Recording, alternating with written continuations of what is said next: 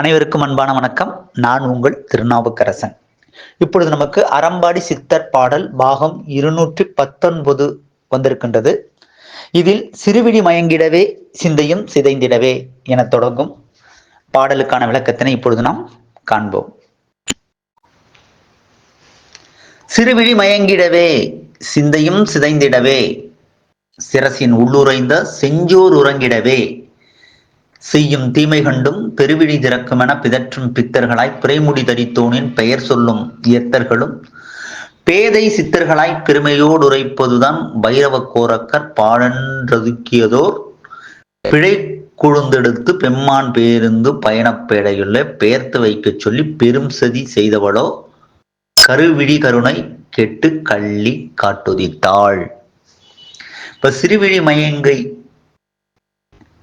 சிந்தையும் சிதைந்திடவே இப்ப தொடர்ச்சியா சொல்லிக்கிட்டு வர்றாரு. இது எதுன்னா இப்ப கோரக்கர் கொழுந்து சொல்லியிருக்காங்களா, இதை சொன்னாதான் முதல் வரிக்கே விளக்கம் சொல்ல முடியும்.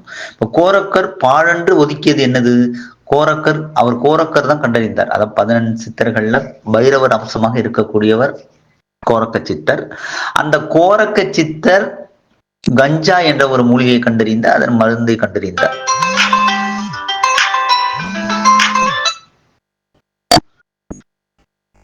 கஞ்சா என்ற ஒரு செடியை கண்டறிந்து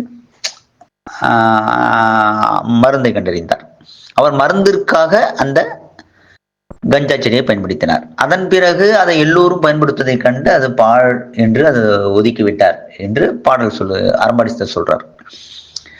இப்ப அந்த குழந்தை எடுத்து அப்படின்னா அதுனா கஞ்சா, அந்த கஞ்சா செடி அதுதான் கஞ்சாவை மறைச்சு வைக்கிறாங்க. யாரோட? அழிவில்லா ஆட்சியாளனோட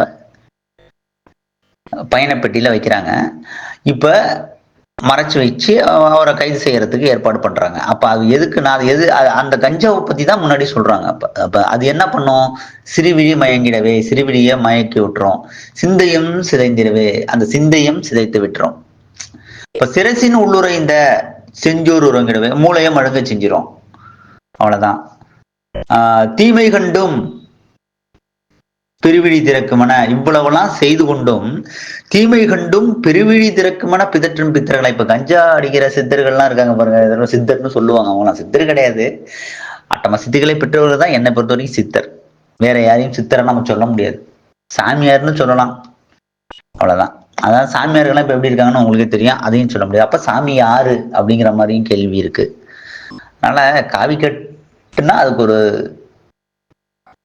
தகுதி வேணும், அந்த நிலை வராம அதை கட்டக்கூடாது. இப்போ சிறுவிழி மயங்கிடவே சிந்தையும் சிதைந்திடவே சிரசின் உள்ளுரைந்த செஞ்சோர் உறங்க செய்யும் தீமை கண்டும் பெருவிழி திறக்குமென பிதற்றும் பித்தர்களா. இப்ப இதெல்லாம் செய்துக்கிட்டு நமக்கு 3ஆம் கண் திறக்கும் அப்படிலாம் நினைச்சிட்டு இருக்கிற சித்தர்கள்லாம் இருக்காங்களா, அவங்களாம் பித்தர்கள் அப்படிங்கிறாரு. பித்தர்களாய் பிறைமுடி தரித்தோனின் பெயர் சொல்லும் எத்தர்களும். அப்ப இதெல்லாம் சொல்ற பைத்தியக்காரங்களா இருந்துகிட்டு இது யாரு பேரை பயன்படுத்தாங்க? சிவன் பேரை, பிறைமுடி தரித்த சிவபெருமான் பெயரை பயன்படுத்தி கொண்டிருக்கிற அந்த எத்தர்கள்னு சொல்ற. எத்தர்கள் என்றால் பொய் சொல்லக்கூடியவர்கள், ஏமாற்றுக்காரர்கள், மோசடி பேர்வடிகள், இதெல்லாம் எத்தர்கள்னு சொல்லுவாங்க. அப்ப அந்த எத்தர்களும் பேதை சித்தர்களாய் ஒன்றும் அறிவில்லாத ஒரு சித்தர்கள் என்ற பேர்ல பெருமையோடு உரைப்பதுதான். அதெல்லாம் அந்த கஞ்சாவை அவங்க தான் அடிச்சுட்டு அதை பெருமையா உரைத்து கொண்டிருப்பாங்க. அந்த வடக்கெல்லாம் பாத்தீங்கன்னா உங்களுக்கு தெரியும். இப்ப அது எதுக்கு இதை சொல்ல வராங்கன்னா, அந்த கோரக்கர் கண்டறிந்த அந்த மூலிகைய கஞ்சா மூலிகைய வச்சு கல்கிய கைது பண்ண பாக்குறாங்க, அறிவியல் ஆட்சியரான. அதை தான் அவங்க சொல்ல வர்றாரு அறம்பாடி சித்தர். ஸோ அப்படி இருக்கின்ற அந்த திறமையோடு உரைப்பதுதான் பைரவ கோரக்கர் பாழன்றதுக்கியதோர் பிழை கொழுந்தெடுத்து பெம்மான் பேருந்து பயணப்பேடையில்லை. பயணப்பேடைனா பெட்டி. இந்த பயணப்பெட்டிக்குள்ள அவர் எடுத்துட்டு போற பெட்டிக்குள்ள அதை மறைமுகமா வைத்து அவரை கைது செய்ய பார்த்திருக்கிறாங்க. அதை செய்தது யாரு? பயணப்பேடையில பெயர்த்து வைக்க சொல்லி பெரும் சதி செய்தவளோ கருவிழி கருணை கெட்டு கள்ளி காட்டுதித்தாள்னு சொல்றார். ஏற்கனவே ஒரு பெண் தொல்லை கொடுப்பாங்க, அவரை அழிக்கிறதுக்கு முயற்சி செய்வாங்க. அதே பெண்ணை தான் சொல்லிட்டு வர்றாரு. அவரை என்ன சொல்ற? கள்ளி காட்டுதித்தாள்ன்றது. கள்ளி செடினா உங்களுக்கு தெரியும், கள்ளி முள்ளா இருக்கும், அததான் சொல்றாரு. எதா இருந்தாலுமே முளைத்த கள்ளி செடி அதை வெட்டேறிய வேண்டும்லாம் சொல்லுவாங்கல்ல, அந்த மாதிரி அதை அவங்க அதை உண்மைப்படுத்துறாரு. கள்ளி காட்டுல பிறந்தவள் அப்படின்னு சொல்லிட்டு அறம்பாடி சித்தர் சொல்றார். இப்ப இந்த இடத்திற்கான பொருள் பார்த்தீங்கன்னா நான் மாற்றி சொல்லி இருப்பேன். அதன் பிறகு ராதாகிருஷ்ணன் ஐயா தான் சொன்னார், இல்லை இது இப்படி சொல்ல வேண்டும் பொருள் அப்படி என்று சொல்லி இருந்தார். நானும் பொருள் சொல்லி அனுப்பியிருந்தேன். அது அந்த வரிசை கூட மாறி சென்று விட்டது. அதை அனுப்பும்போது முன்பின் மாறி சென்று விட்டது பொருள் கூட. அதனால் இப்பொழுது மாற்றி நான் இதனை சொல்லுகிறேன். ஏற்கனவே நான் சொன்ன பொருள் கூட இந்த அழிவில்லா ஆட்சியாளனுடைய மூளையை மழுங்கடித்து புத்தி பேதலிக்க வைத்து சில மந்திர தந்திரங்கள் செய்வதாகலாம் அதே அறம்பாடி சித்தரும் சொல்லியிருக்கின்றார். அதனாலதான் நான் அந்த துணியில் நான் சென்று பொருள் கொண்டேன். அதுவும் பிழை இருக்க வாய்ப்பில்லை. இருந்தாலும் அதுவும் ஒரு பொருள் தான். அடுத்தபடியாக இது உள்ளது உள்ளபடி இதற்குரிய பொருளையும் நான் இப்பொழுது மாற்றி சொல்லி அனுப்புகிறேன். அதுதான் சாமானியன் என்று நம்ம சொல்றோம் இல்லையா? சாமானியனாக இருந்த இப்ப ஆள்பவர்கள்லாம் என்ன மிகப்பெரிய சக்தி படைத்தவர்களா? அந்த தமிழ்நாடு அரசு என்ற 234 தொகுதி 117 118 எம்எல்ஏக்களோட சட்டமன்ற உறுப்பினர்களோட ஆதரவு இருந்தா அவங்க ஆட்சி அமைக்கலாம். அவ்வளவுதான். அதுதான் அந்த சக்தி எங்க. அதுதான். அப்ப அதை ஆள்வதற்கு ஒரு சாமானியன் தான் போதும். அப்ப அறிவுசார் சான்றவனாக இருக்கணும். நீதியை நெஞ்சில் நிறுத்தி செங்கோலை பிடித்து நீதி நேர்மையாக ஆட்சி செய்வனாக இருக்கணும். அதுதாங்க தேவை. அப்ப அவனுக்கு அது என்ன தேவை? அவன் சாமானியனா இருந்தா போதாது, அவனுக்கு அந்த எண்ணம் இருக்கணும். நீதியை நிலைநாட்டுகின்ற எண்ணம், நேர்மையை நிலைநாட்டுகிற, நீதியை நிலைநாட்டுகிற ஒரு எண்ணம் இருக்கணும். அந்த நெஞ்சுரம் இருக்கணும். அது இருந்தாலே போதும். மக்களுக்கு நல்லது செய்ய வேண்டும் என்கிற ஒரு தூய்மையான எண்ணம் இருந்தால் போதும். அறமும் செயலும் சேர்ந்ததுதான் அரசியல். அரசியல் நான் கூட சொல்லுவேன், இந்த ராவ மாத்தணும் என்று சொல்லுவேன் சில இடத்துல. அரசியல்ங்கிறத அரசியல்னே வச்சிடலாம். அறத்தோடு செய்கிற செயல் தான் அரசியல். அது அரசியல் என்று கூட வரலாம். சரி, இப்பொழுது நாம் அடுத்தது பார்ப்போம். அடுத்த வரிக்கான பொருளை பார்ப்போம். கடுஞ்செயல் கடமை என்றே கனிவற்ற கட்டளையால் காவல் பூடைகட்கு ஆணை பிறப்பித்தும் அனைத்தும் பாழாகி அரக்கையின் பொறியுள்ளே அகப்படாதிருந்ததுதான் ஆடல் அரசனோடு அருள்தாய் அரவணைப்பும் அடர்ந்து இருந்ததனால் அழியாதிருந்தானே. கனிவற்ற கட்டளையால், கொஞ்சம் கூட கனிவே இல்லாத கட்டளை பிறப்பித்து, அதான் கடுஞ்செயல். அந்த கடுமையான ஒரு செயலை, அதுதான் நம்ம கடமை அப்படின்னு நினைச்சுக்கிட்டு கனிவற்ற கட்டளைகளை எல்லாம் பிறப்பித்து, காவல் புனைகளுக்கு அப்படின்னாக்க காவல்துறைக்கு, உளவு புனைகளுக்கு உளவுத்துறைக்கு, காவல் புனைகளுக்கு ஆணை பிறப்பித்தும் ஆணை பிறப்பிக்கிறாங்க. இப்படியெல்லாம் தவறாக ஆணை பிறப்பித்தும் அனைத்தும் பாழாய் போயிடுச்சு. அனைத்தும் பாழாகி அரைக்கையின் பொறியுள்ளே அகப்படாது இருந்தது.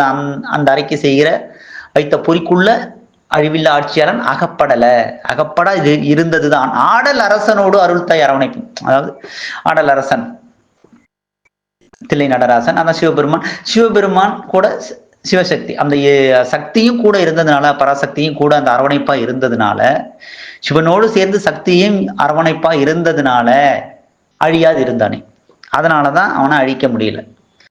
அழிவில்லா ஆட்சியாளன் அழியாது இருந்தான் என்று சொல்லுகின்றார் அறம்பாடி சித்தர்.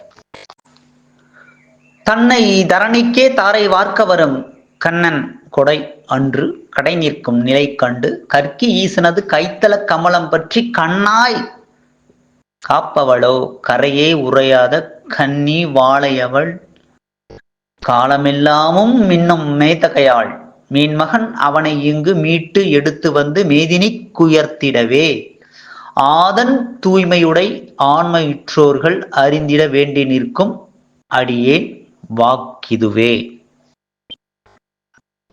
தன்னை தரணிக்கே தாரை வார்க்க, தன்னையே ஒரு தாரை வார்க்க, தன்னை அர்ப்பணிக்க தரணிக்கு தியாகம் செய்ய வருகின்ற கண்ணன் கொடை. கண்ணன்னா கண்ணன் இல்ல, கண்ணன். இப்போ 2 சுழி இன்னு 2 சுழி நா போட்டு இன் போட்டா அது கர்ணனை குறிக்கும். 3 சுழி இன்னு போட்டு 3 சுழி நா போட்டு இன் போட்டா அது கண்ணன் கிருஷ்ணனை குறிக்கும். சரியா? இப்ப இந்த இடத்துல கண்ணன் கொடைன்றப்ப கர்ணனுடைய கொடை அன்று கடை நிற்கும் நிலை கண்டு. இப்போ தன்னையே தரணிக்கு கொடையா தரப்போறான். அப்படிப்பட்டவனுடைய கொடை அவன் அள்ளி அள்ளி கொடுக்கக்கூடியவன் தான். ஆனாலும் இன்றைக்கு சூழ்நிலை அவன்கிட்ட கொடுப்பதற்கு ஏதும் இல்லை.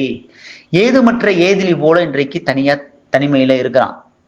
ஆனா அப்படிப்பட்டவனை காப்பாத்தி ஒரு தாய் வச்சிருக்க. அது யாருன்னு இப்ப சொல்ல போறார். அதுதான் கண்ணன் கொடை அன்று கடை நிற்கும் நிலை கண்டு கற்கி ஈசனது கைத்தல கமலம் பற்றியதான்.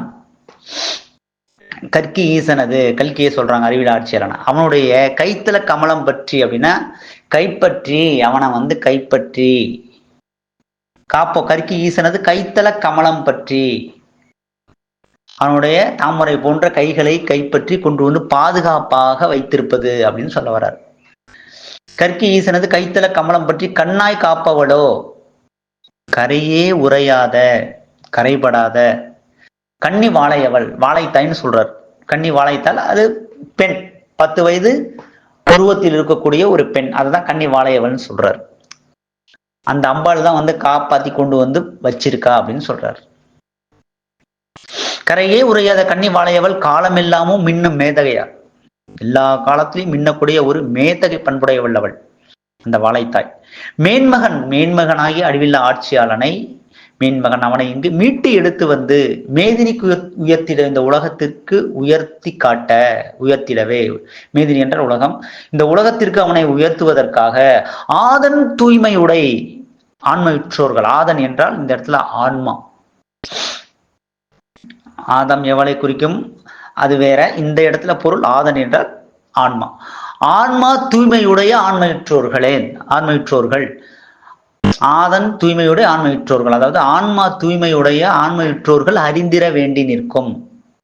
அவர்களெல்லாம், அதாவது ஆன்மா தூய்மையுடைய ஆன்மவிற்றோர்கள் எல்லாம்